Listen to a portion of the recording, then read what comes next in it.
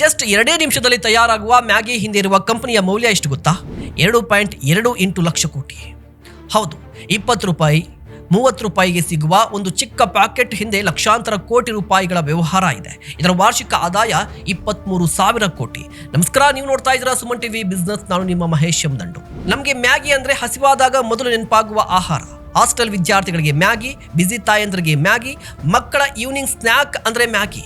ಇದು ಕೇವಲ ಒಂದು ನೂಡಲ್ ಬ್ರ್ಯಾಂಡ್ ಅಲ್ಲ, ಭಾರತೀಯರ ಹಸಿವಿಗೆ ಶಾರ್ಟ್ ಕಟ್ ಸೊಲ್ಯೂಷನ್. ಈ ಮ್ಯಾಗಿಯ ಹಿಂದೆ ಇರುವ ಕಂಪನಿ ನೆಸ್ಲೆ ಇಂಡಿಯಾ.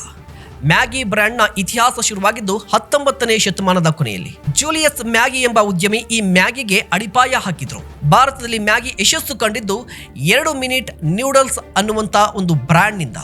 ಇದು ಪ್ರಾಡಕ್ಟ್ ಅಲ್ಲ, ಒಂದು ಲೈಫ್ ಸ್ಟೈಲ್ ಕನ್ವೀನಿಯನ್ಸ್. ಆದರೆ ಈ ಜರ್ನಿ ಸುಲಭವಾಗಿರಲಿಲ್ಲ. 2015ರಲ್ಲಿ ಮ್ಯಾಗಿ ಬಗ್ಗೆ ದೊಡ್ಡ ವಿವಾದ ಶುರುವಾಯಿತು. ಲೀಡ್ ಮತ್ತು ಸೇಫ್ಟಿ ಬಗ್ಗೆ ಪ್ರಶ್ನೆಗಳು ಬಂದವು.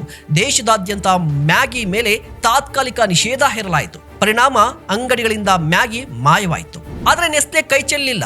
ಪರೀಕ್ಷೆಗಳನ್ನ ನಡೆಸಿತು, ಕಾನೂನು ಹೋರಾಟ ನಡೆಸಿತು, ಗುಣಮಟ್ಟದ ಮೇಲಿನ ವಿಶ್ವಾಸವನ್ನ ಮತ್ತೆ ಸ್ಥಾಪನೆ ಮಾಡಿ ಮಾರ್ಕೆಟ್ಗೆ ಎಂಟ್ರಿ ಕೊಡ್ತು. ಪರಿಣಾಮ ಮತ್ತದೇ ಬ್ರ್ಯಾಂಡ್. ಎಲ್ಲೆಲ್ಲೂ ಮ್ಯಾಗಿ ಮ್ಯಾಗಿ ಮ್ಯಾಗಿ. ಮ್ಯಾಗಿ ಇಲ್ಲಿ ನಮಗೆ ಕಲಿಸುವ ಅತಿ ದೊಡ್ಡ ಪಾಠ ಏನು ಗೊತ್ತಾ? ನಂಬರ್ 1, ಮ್ಯಾಗಿ ನೂಡಲ್ಸ್ ಮಾತ್ರ ಮಾರಲಿಲ್ಲ, 2 ನಿಮಿಷದ ಕನ್ವೀನಿಯನ್ಸ್ ಅನ್ನ ಮಾರ್ತು.